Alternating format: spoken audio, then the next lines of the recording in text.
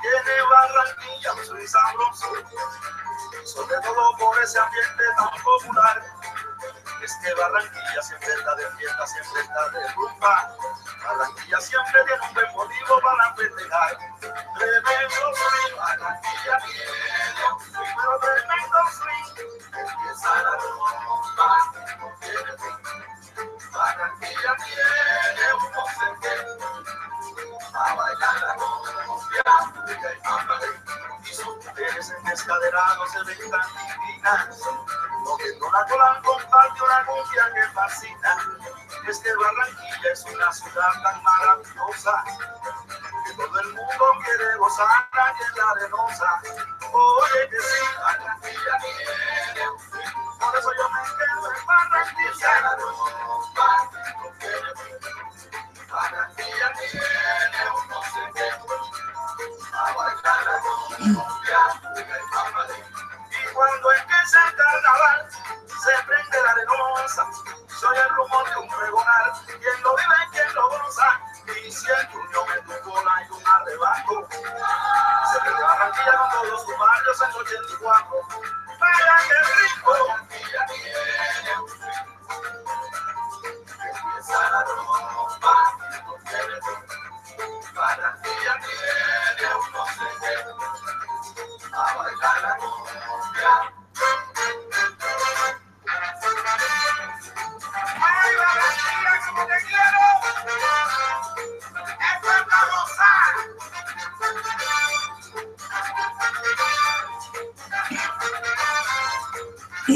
Absolute piping crap.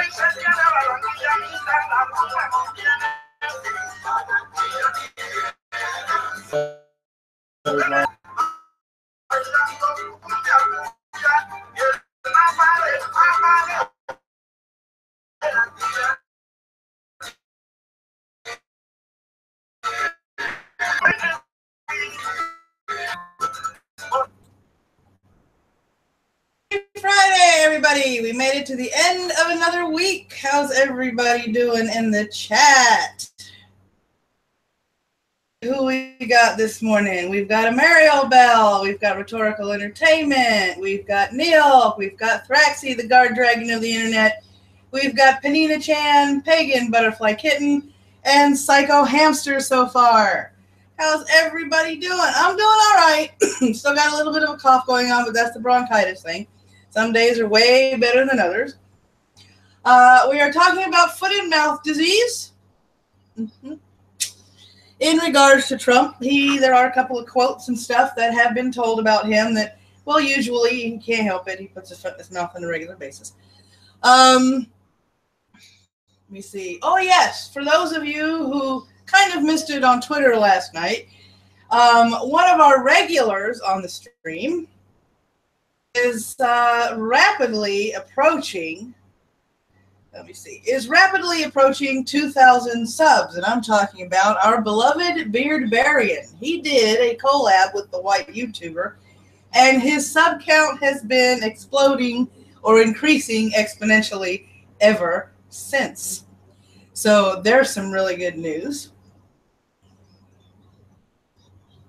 Let me see what we've got. We've got 3 stories today, rather lengthy ones. We're going to be discussing them. So this may run a little bit. I try to keep these around 45 minutes, but when it's a little more important, they tend to run a little longer. So hang in there. Yeah, collab.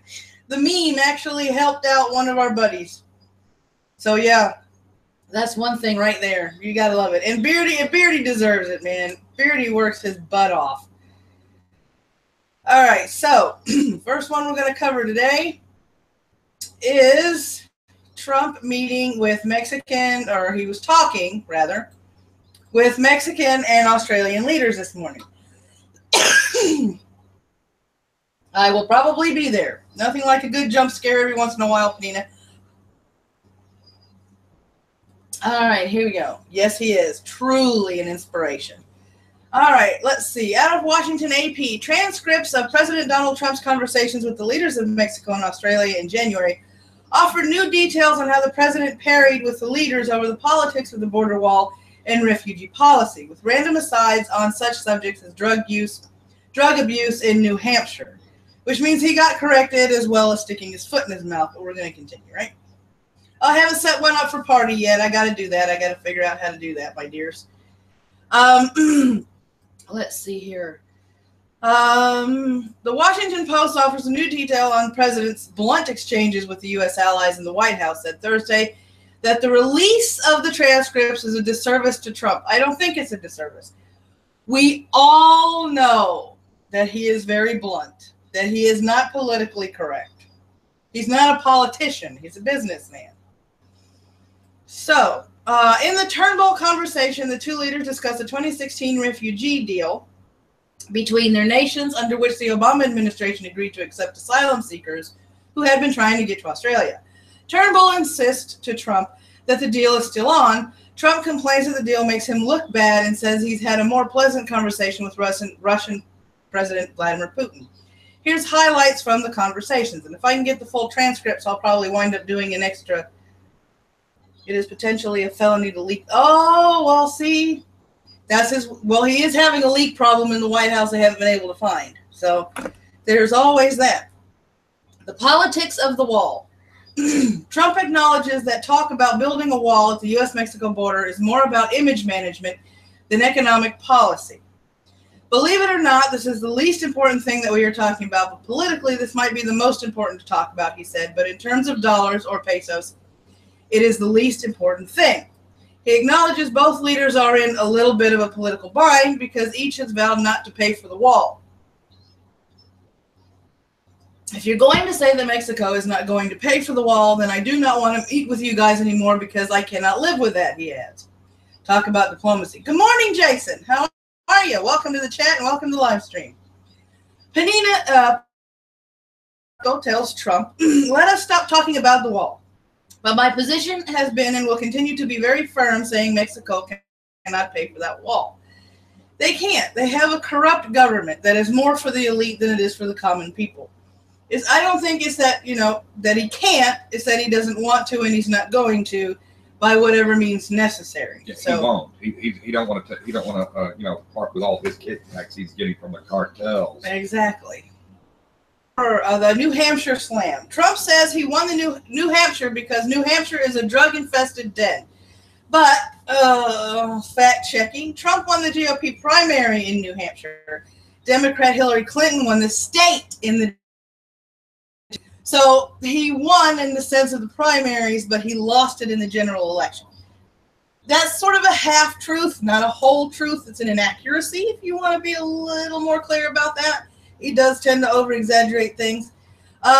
New Hampshire Governor Chris Sununu, that's a kind of funny-sounding last name, on Thursday bristled at Trump's description. The president is wrong, Sununu said in a statement, adding that the overdoses and drug-related deaths are declining in key parts of the state. It's disappointing his mischaracterization of this epidemic ignores the great things this state has to offer. Like the drugs and the drug problems they're having because of those statistics. Statistics are so high that they have to follow them. Yeah, and just in case you're wondering, for those of you who've never heard his voice, that is the hubby. He has made it to the show today. Unfortunately, it's because his back hurts a little bit, and I'm going to be helping him work that out today. So he did take the day off. The refugee deal, bad optics. In the Turnbull call, Trump complains about being saddled with an Obama administration agreement to help resettle some refugees who attempted to reach Australia by boat, particularly as Trump is rolling out his travel ban. Boy, that will make us look awfully bad, like you don't look bad enough sometimes. Trump says, here I am calling for a ban where I am not letting anybody in, and we take 2,000 people. It really looks like 2,000 people that Australia does not want, and I do not blame you, by the way, but the United States has become like a dumping ground. Turnbull counters that. This is a big deal, and I think we should respect the deals. Trump returns with, this is going to kill me. I am the world's greatest person that does not want to let people into the country, and now I'm agreeing to take 2,000 people. And I agree I can vet them, but that puts me in a bad position. Not that he has an ego or anything. Morning, Futternut. Hey, it's Butternut. Yeah, not that he has an ego or anything. The greatest person, greatest person. He's the leader of probably the greatest country, one of the greatest countries in the world. Yes, And, but his phrasing needs a little bit of work. Mm-hmm. But he's got a point. He does. He's trying to make everything safer and everything, and because Obama, yeah, did all this stuff. Now we have to deal with it. And I've said it once, I've said it a 1,000 times. And in case anybody has missed it, here comes my view. Should we help those less fortunate? Yes, we should. But people that are just allowing all of these people to come in and do whatever, and they're screaming about, oh, just let them in, open borders. And okay, let's say we do that. Let's say this person goes out and murders 25, 30 people because of his religious beliefs. Everyone that said that he should be able to just walk in here free should be held accountable, just the same as he did. Just the same as he pulled the trigger. Yep. Jason Brazil says, not everyone is strung out on smack here. Some are busy trying to score it. Neil says, quote, I am the world's greatest person, unquote, and no one is surprised at all. That's in the transcript. No one is surprised at all. He is a rather boisterous individual. He is. Deal making and diplomacy. Turnbull, in pressing for the refugee deal to be honored, repeatedly appeals to Trump's background as a deal maker. There's nothing more important in business or politics than a deal is a deal, he says. Trump tells the Australian leader, you have brokered many a stupid deal in business, and I respect you. But I guarantee that you broke many a stupid deal. This is a stupid deal. This deal will make me look terrible. I am going to get killed on this thing. He adds, I will be seen as a weak and ineffective leader in my first week by these people. This is a killer. Turnbull offers some advice. You can certainly say that it is not a deal that you would have done, but you are going to stick with it. Remember, these are transcripts from January. Oh, yeah. Where he just took office, so he's worried about, what he's going to look like in the long run. Rhetorical says, what's crazy is that the left is simultaneously saying the U.S. is a terrible country and that it's a human right to be a U.S. citizen. It is a privilege to be a U.S. citizen. It sure is. It's right. Your basic human right is being alive and having free will. Being a member of society is a privilege. Right. Pleasantries. Trump is blunt in sizing up his exchange with Turnbull, telling him, this was my most unpleasant call because I will be honest with you. I hate taking these people. I guarantee you they are bad. This is why they are in prison right now. They are not going to be wonderful people who go on to work for the milk people. He adds, that is enough, Malcolm. I have had it. I have been making these calls all day, and this is the most unpleasant call all day. Putin was a pleasant call. Turnbull tries a more diplomatic tack, telling the president, thank you for your commitment. It's very important to us. He pledges to be there again and again for the U.S. The call ends with them thanking each other. Despite the heated exchange, Trump later tweets, thank you to the Prime Minister of Australia for telling the truth about our very civil conversation that fake news media lied about. Very nice. Thank you, Ogre, and good morning. So, here we have transcripts completely read out between Turnbull and Nieto. Mexico isn't going to pay for the wall. Okay? There are parts and segments of the wall that are up, but the gaps are so vast that people are coming in, paying coyotes to come in, getting stuffed in semi-trucks, like I spoke about a few weeks back, and risking their lives to get here. Psycho Hamster, I honestly don't know how they could say this is a terrible country. It's absolutely wonderful. Because they've been here all their lives and they haven't had it where it's rough. Or they are so far removed from the generation that moved to this country that they don't understand what struggle actually is. That's just my theory. Because my parents, every day that I was growing up, reminded me how much better the United States was than Cuba. They never once let me forget that everything that I have for this country is a privilege that needs to be fought for because our freedoms aren't free. All right, next story. All right, despite the protests, the Venezuelan Assembly gets installed anyway. This is out of Caracas, Venezuela. Venezuelan government Nicolás Maduro is heading toward a showdown with his political foes, promising to seat a new constituent assembly Friday that will rewrite the country's constitution and hold powers that override all other government branches. Leaders of the opposition urged Venezuelans to fill the streets of the capital Friday, hoping to provide a strong showing that many people object to the assembly. The problem is Maduro is of Chavez mentality. It doesn't matter how much they protest, he's still going to go ahead with it. Maduro, who has said he will use the assembly to punish his opponents, planned to attend the opening session. Punish. Mysterious deaths, assassinations maybe. That's my tinfoil hat acting up. Some people may start disappearing that speak against the government. It is a socialist party. Tinfoil hat off. The only way they'll get us out of here is by killing us, declared Freddy Guevara, the National Assembly's first vice president. They will never have the seat that the people of Venezuela gave us. The opposition boycotted Sunday's election of the Constituent Assembly, arguing that the rules were rigged to benefit the government, and nearly all the candidates were supporters of Maduro's administration.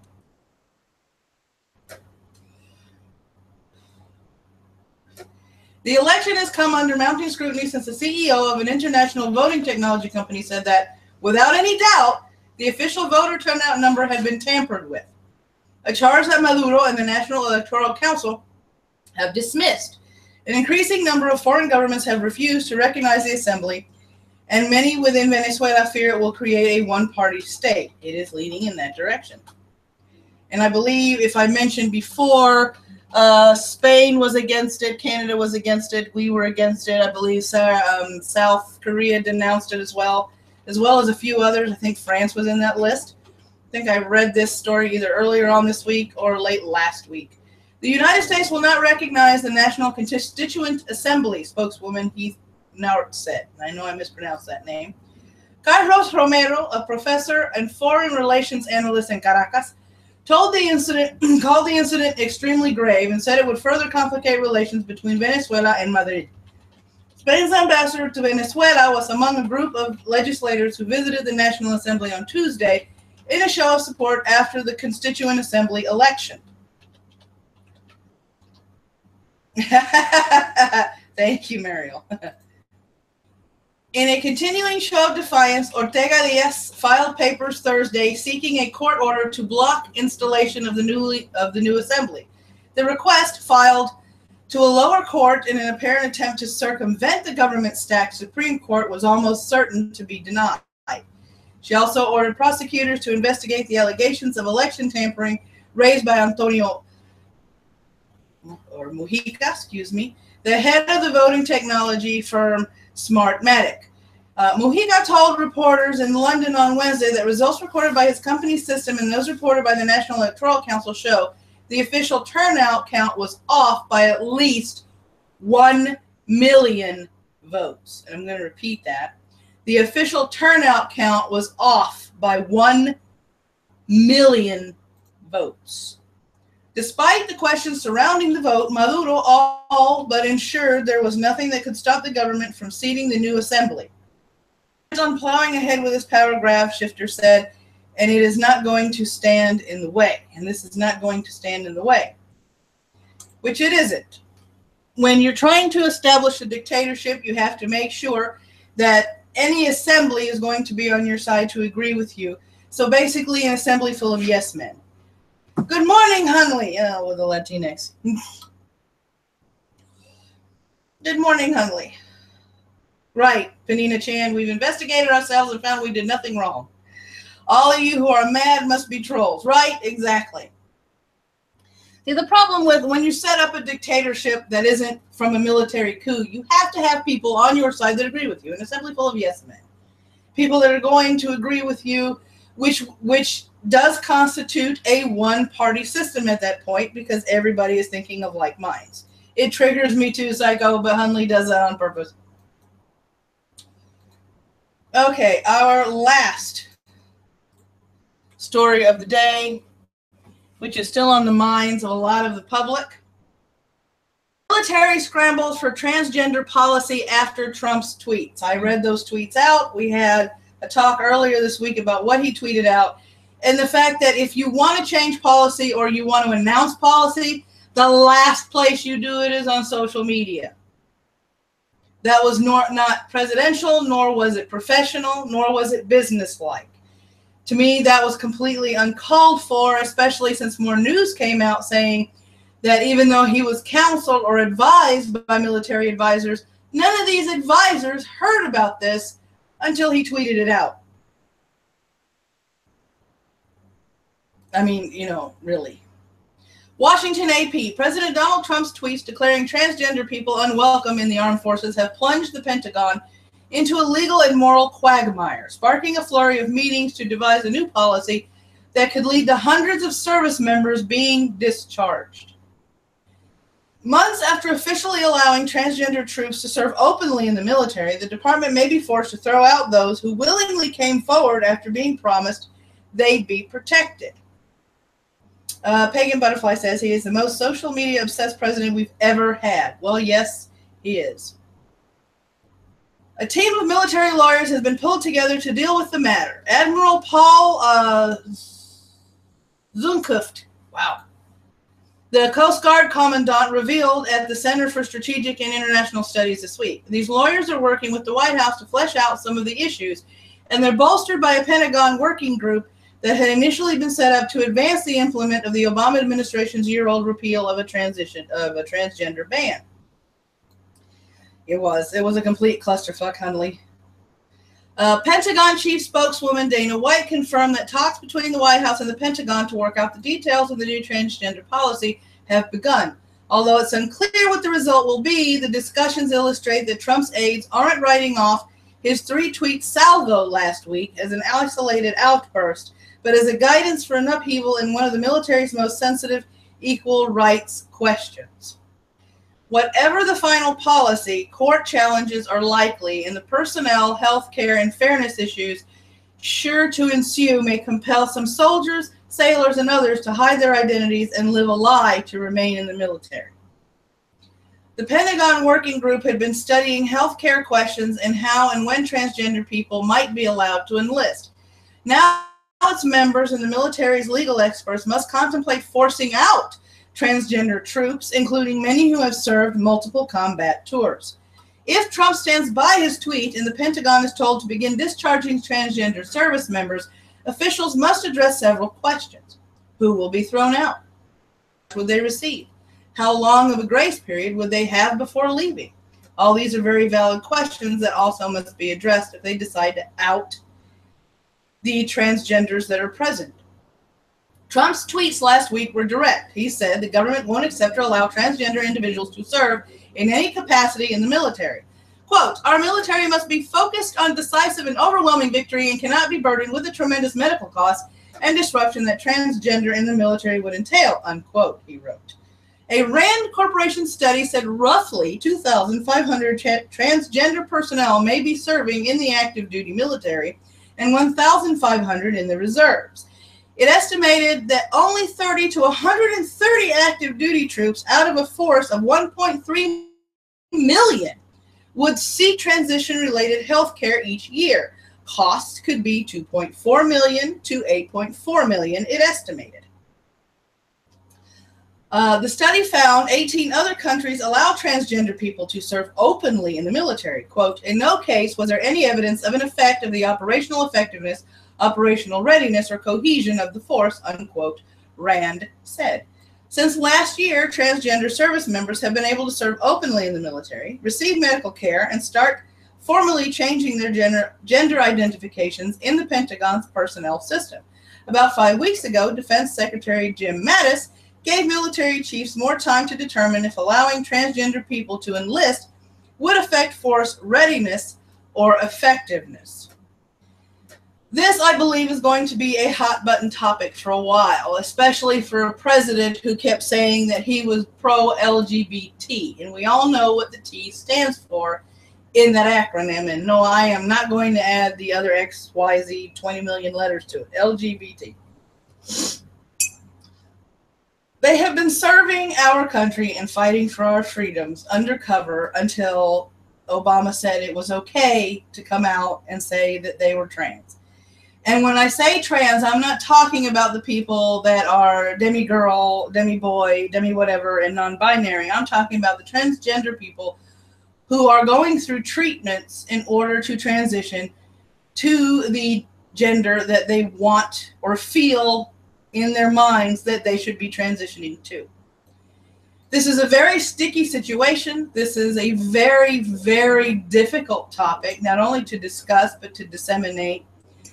There are two very divided sides on this.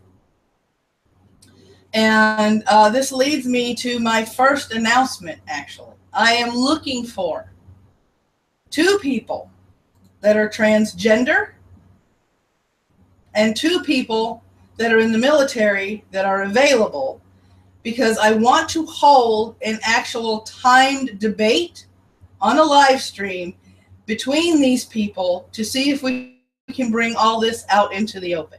If I know at least one person, but I don't know if she's going to be available. So if you know any transgender people or any people in the military that will be interested in doing a live stream like this, and what I mean by a true debate is I will be moderating it. I will be timing the responses. This isn't going to be a discussion or an argument. This isn't going to be something where everybody's going to be yelling at each other. This is going to be moderated, and it is going to be professional, because this is a topic I feel that is too important to leave to people screaming into a void and talking over each other. Neil, if a transgender is going through treatments, I don't see how they could possibly have gotten into the military. Being flat-footed will keep you out. Yes, and according to Pagan Butterfly Kitten's husband, you can't get into the military with tattoos. I was disqualified for having bronchitis. There are lots of different disqualifications, and these are things that I want to bring out in the open by doing a debate of this nature. If you guys think that a debate like that is interesting and it'd be something that you'd want to watch, please type 1 in the live chat, because I would like to know your input on this. All right. In our shout outs today, I went kind of literary in a sense. Because my computer's been acting up and taking horribly long to load pages, I am not going to load their pages, but their links, as always, are in the description below. Creepypasta and reading channels, a helping hand. He not only does commentary and response videos, but he has started reading creepypasta, and a lot of the creepypasta is his own. Yes, he's an author. And Ronan and I listened to one of his creepypastas, and he was very, very excellent in his reading. It sent chills up and down my spine.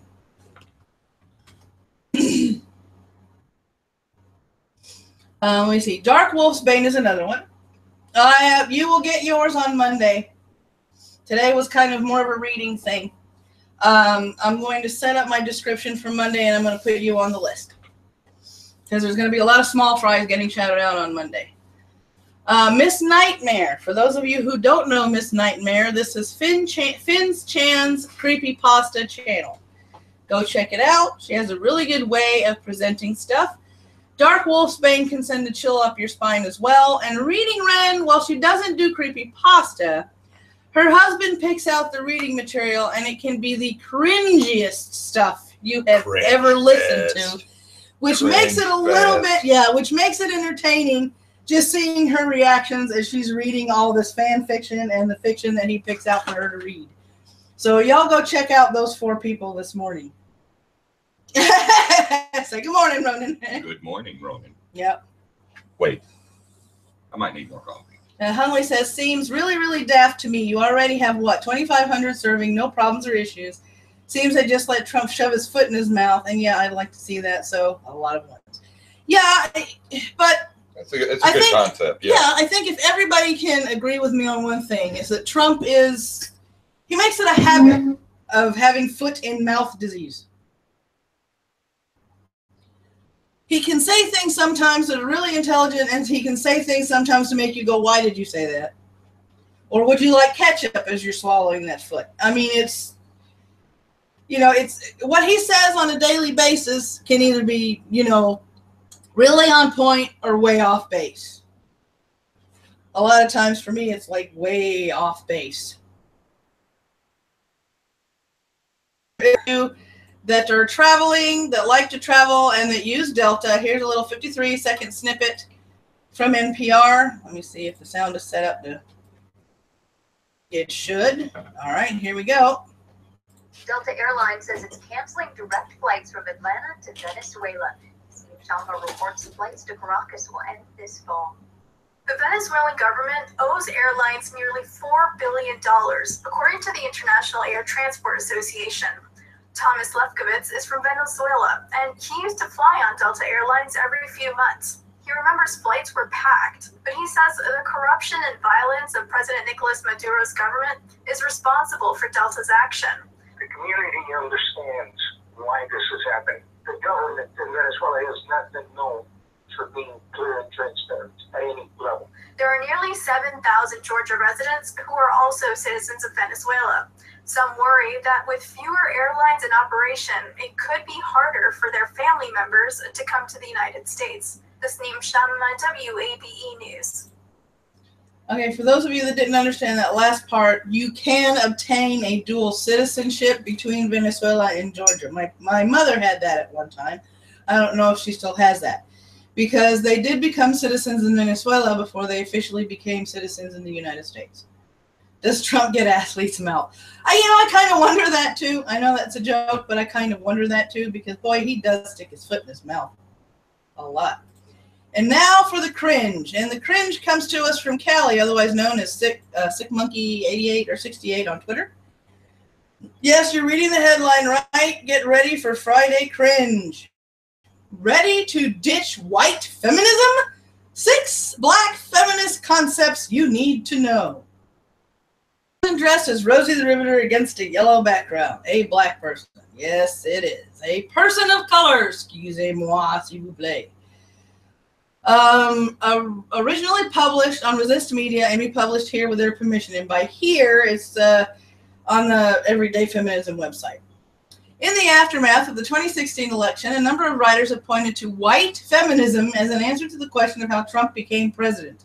White feminism is an ideology and movement has historically centered middle-class white women to the exclusion of poor women and women of color. Thus, a number of women do not identify with feminism because they do not recognize themselves in white feminism. I was one of those women who did not identify with feminism. It wasn't that I didn't believe in liberation for all genders. Rather, I didn't see it as myself as part of a movement where no one looked at like me. Toward the end of my undergraduate years, how much you want to bet there was some sort of women's study? See you later, butterfly. Take care of yourself. Let me see, by Patricia. I discovered the book Black Feminist Thought by Patricia Hill Collins, which helped me realize there were a number of alternatives to white feminism. Educating oneself on feminism that centers women of color is important for recognizing how racism and sexism function together in intersecting forms of oppression. So if people of color are pox, are women of color woks? Or would that be too confusing with the Chinese cookware? As a black feminist, I am most familiar with concepts by black women scholars like Bell Hooks and Patricia Collins. To familiarize yourself with some of their work, check out this list of 6 concepts created by black women intellectuals. Yep, gotta earn them shekels. Number 1, controlling images. Yay. Sociologist Patricia Collins defines controlling images as the ideological dimension of the oppression of black womanhood. Yes, intersectional fuckery. I agree, psycho, wholeheartedly. Collins describes the emergence of these controlling images in her book, Black Feminist Thought, Knowledge, Consciousness, and the Politics of Empowerment. In the quote below, she describes the development of the image of the welfare queen. Yes, you made it. During the Reagan era. Oh. Why did I pick this? Oh, Callie, why did you put this in my Discord? Lord have mercy.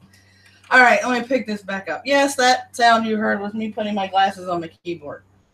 With the election of the Reagan administration in 1980, the stigmatized welfare mother evolved into the more pernicious image of the welfare queen. To mask the effects of cuts in government spending on social welfare programs that fed children, housed working families, assisted cities in maintaining roads, bridges, and basic infrastructure, and supported other basic public services, media images increasingly identified and blamed black women for the deterioration of U.S. interests. Never mind the disintegration of the black family as a whole. Never mind the fact that a lot of people don't accept responsibilities for spreading their seeds. Yep, apparently Jason Egalitarian was off the table. These controlling images can also influence how people treat black women in their daily life. Who would have thought? Oh my God. Okay. Let me skip down here. 2, intersectionality, that wonderfully cancerous word we have all grown to hate. Kimberly Crenshaw, Executive Director of African American Policy Forum, a professor of law at Columbia University, another stupid lawyer, probably like my cousin, dumb. They passed the bar and the brain got sucked out of their head, brought the concept of intersectionality to academia. Good morning, Ericor. Yep, you missed the beginning. Intersectionality refers to how the interaction between different social categories like race and gender shape people's lived experience. Translation, intersectionality, the practice of putting people in little boxes to further segregate the population. All hail social justice. Intersectionality also refers to the complex way inequality is arranged at the societal level so that some groups have power relative to others even if they are disadvantaged or privileged in other ways. Let me see, Huntley. Oh, that's it. Gonna do a video on so-called multiculturalism in Glasgow. It'll be very short. Oh, my God. Number 3, misogynoir. Oh, God, this woman. Misogynoir is also the name of a YouTuber and somebody that's on Tumblr, and her videos make me want to punch my laptop screen. Black feminist scholar Moya Bailey coined the term misogynoir to describe the specific form of gendered racism experienced by black women. Translation, we made up a completely nonsensical word to be even more oppressed than people who are already oppressed. Number 4, multiple jeopardy. Often when people speak on intersectionality, they are actually referring to multiple jeopardy, a term coined by sociologist Deborah K. King. Is it me or is there an unusual amount of echo room today? I don't know. Am I echoing? I don't know I was echoing. Nobody told me. Let's see. Multiple jeopardy refers to the inability to pinpoint any one factor as the most significant explanation for oppression. How about it's all in your head? It's all in your head. In a 1988 article on the topic, King wrote, the modifier multiple refers not only to several simultaneous oppressions, but to the multiplicative relationships among them as well. In other words, the equivalent formulation of racism multiplied by sexism, multiplied by classism. Yay! Now we're putting politics into algebra. Woo! Number 5, womanism. Womanism is a term coined by poet and novelist Alice Walker, demonstrates that there are multiple forms of black women's feminism. There's not only one type of black women feminism. Y'all, there's more than one. There's more than one. In a recent blog post, Alice Walker defined womanism as the spiritual, political, social, and other empowerment based on female centrality and solidarity that is supportive of the health and well-being of everyone. But then again, you're segregating people into different boxes, which defeats your fucking purpose of a unified front in order to fight these injustices that are imaginary but you think exist. Got it. Sorry, Scribe, I had to use that one. I know you're not watching. Number 6, home place. Acclaimed feminist scholar Bell Hooks, and yes, she doesn't capitalize her damn name, which makes my damn grammar Nazi twitch, defines home place as the one site where one could freely comfort the issue of humanization, where one could resist. According to Hooks, black women across the play a significant role in creating these spaces in their communities. Despite the brutal reality of racial apartheid, of domination, one's home place was the one site where one could freely confront the issue of humanization, where one could resist. Black women resisted by making homes where all Black people could strive to be subjects, not objects, where we could be affirmed in our minds and hearts, despite poverty, hardship, and deprivation, where we could restore ourselves to dignity denied us on the outside in the public world. Hey, Liz. So let me see. Let me repeat that. Despite the brutal reality of racial apartheid,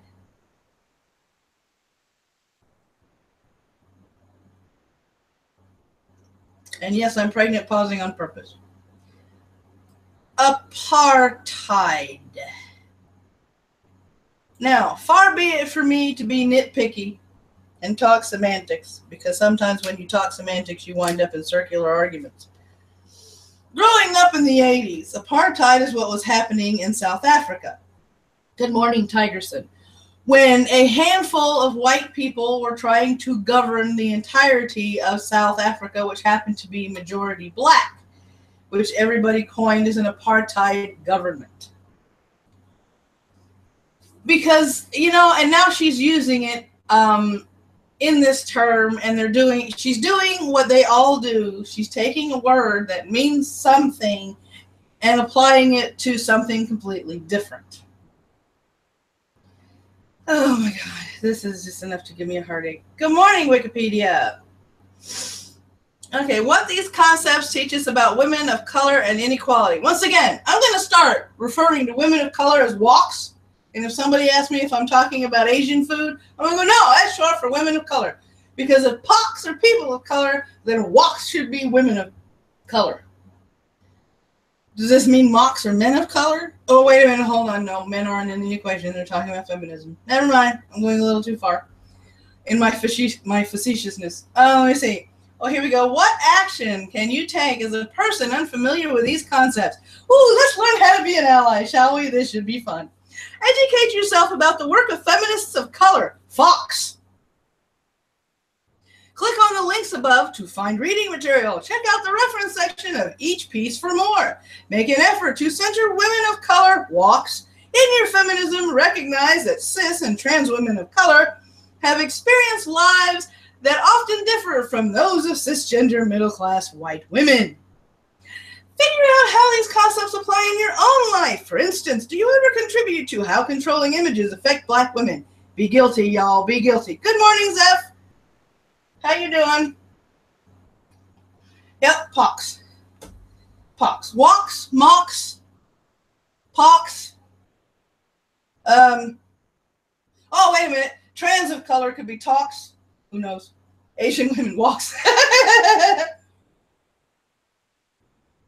I mean, seriously, these articles are not only cancerous, but you can't help but poke fun at them. Because look at this. First of all, little Miss Rosie here, who is a Rosie of color, or a rock. Maybe she's got the brain like one.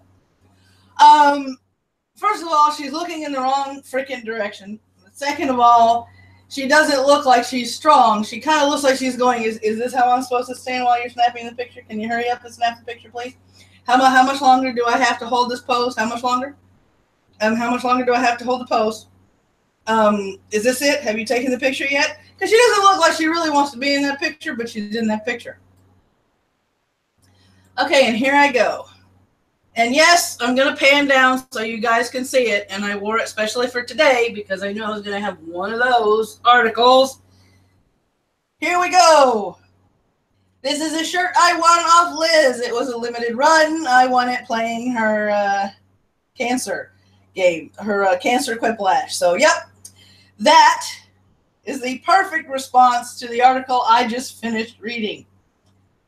The We Can Do It picture is culturally appropriating white feminism. Exactly. Yep, exactly. Yep, I got the shirt back from him. Yep. They love to appropriate white culture, but God forbid we step on the toes of anybody else's culture because we get the finger pointed at it. I know it does look like she's about to dab, and it doesn't look like she wants to be in that picture at all. She doesn't look happy at all. But I mean, you know, this is, oh, this ridiculousness. It's like yesterday in my Discord, Callie was reading something that was, oh, what the hell was that term? BIPOC. BIPOC. It was supposed to be, if you are a person of color that isn't exactly a person of color, but you aren't exactly a white person, like me, I'm a Latina. Apparently I'm BIPOC. I've got no clue what the hell that term is. All I want to know is who made it so I can slap them across the face a couple of times and maybe adjust their brain. Because these people seriously have gotten their brain sucked out of their head. I don't know if any of you grew up with parents or friends like mine that would put, you know, the 5-star hand on the back of your head and do this number and go, oh, it's a brain-sucking alien, and unfortunately it's dead.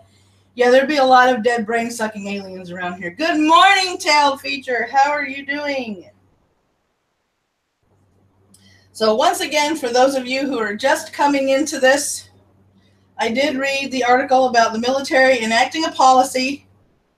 Now they're trying to make a policy to keep up with the tweets about banning trans people in the military. And I'm looking for 2 military personnel, either active or reserve, and 2 trans people, because I am actually going to do a classical debate with, I'm going to moderate, and I am also going to time the responses. So if you guys can help me find those people, and I'm going to start touting it out as soon as I get everybody lined up. Pockies and walkies, yep.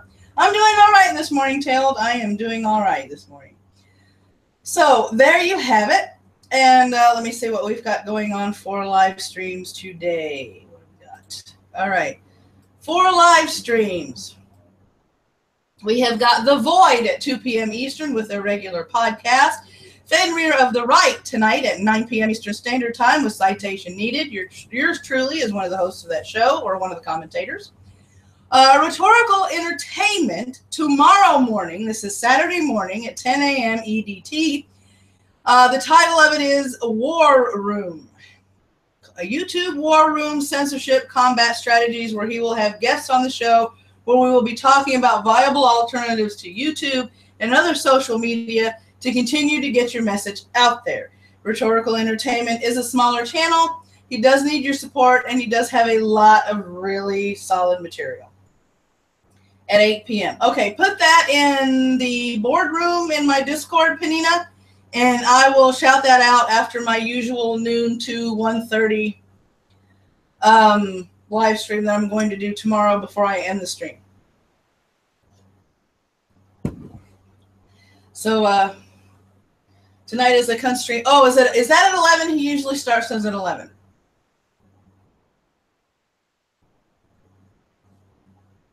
Sorry, my eyes goofy.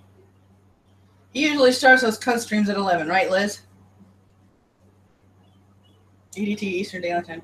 All right, cool. All right. So, official announcement for anybody that got to the end of this stream. At 11 o'clock tonight, the Cunstream and our favorite Schmeckle is hosting a charity event for our friend Tranime who needs your help. It is going to be on the Cunstream channel, and it is going to start at 11 p.m. Eastern Standard Time. So please be there. Please have Tranime. Please help Tranime out any way you can. Oh, what's your announcement, Thrax? What is your announcement, dear Thrax?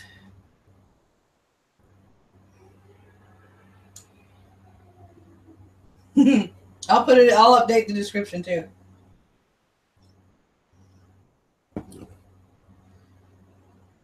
I know this. I hate the delay, but you know, it's there. The delay means a little bit of dead air. I'm glad this isn't radio. You can get fired for dead air on the radio. Thank God. It has been a bumpy week, but we have made it to the end of it. Let me see. I'm still waiting on Thrax's announcement. Keep it going. It'll take me a sec. Okay. I am thinking about looking into how much P.O. boxes cost, because I want to start a segment on this show called Coffee Time. Now we have the Morning Brew with the news. Coffee Time is going to be set up as a wish list on Amazon with a list of coffees. And if you want me to try the coffee on that list, you can purchase the coffee and have it shipped to the P.O. box, in which I will pick it up and I will try it on the air and let you guys know how the coffee is. I'll let you guys know when we get the P.O. box set up. This was an idea from my friend Aposmatic. I believe it is a very good idea, but I need that P.O. box first.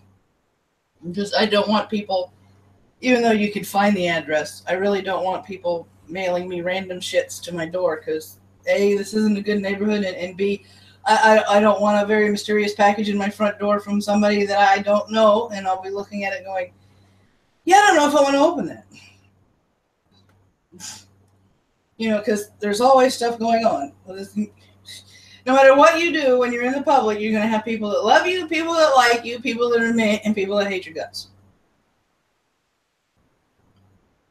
There you have it. You know, you can't please everybody all the time. And since I'm not politically correct, yeah, I'll give you a mysterious package. Thank you, Tail. I can always count on you.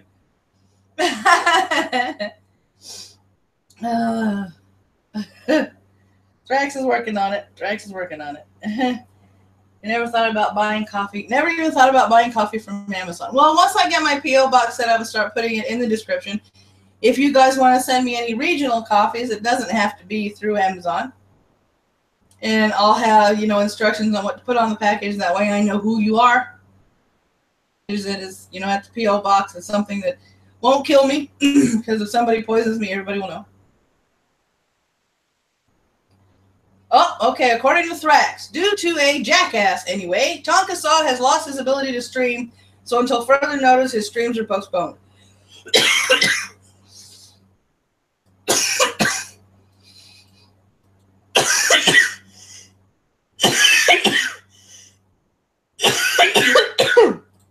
Well, I almost made it through a show without coughing my head off.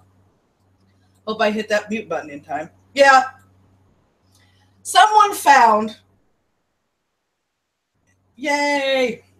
What happened, Hunley, was somebody that doesn't like Tonka Saw found an old video or live stream that Tonka did. Oh, well, shit. So much for that idea. I tried. Somebody tried to find, somebody found a video and copyright struck it. So he's fighting that. And because there is a strike on his account, Tonka cannot live stream on his channel until further notice. Sorry about the coughing, guys. That's part and parcel of having bronchitis and not having an inhaler or a nebulizer. There you go. So, can't do this with an almost empty cup, so I'm going to fill this up. Thank you guys for coming today. I really appreciate it.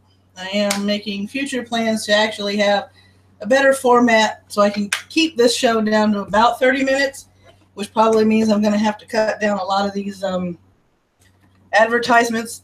Can't find the spoon. Oh, technical difficulties. Can't find the spoon. Shit. Oh, well, that'll work. All right, now something plastic so I don't ding. All right, there we go. Oh, now I find the spoon. Okay. Yeah, I got to get mine. Well, if we finally get on the right side of things, I can start going to the doctor. I'm sure the doctor's going to look at me and go, holy shit, woman, how have you been breathing? On a wing and a prayer, on a ring and a prayer. So, may your coffee ever flow. May your caffeine be ever strong. And may you have an absolutely fantastic Friday. See you guys in my Discord because Coffee Club will start as soon as I end the broadcast. You guys have an absolutely wonderful day and a wonderful weekend. See you on the Cunstream.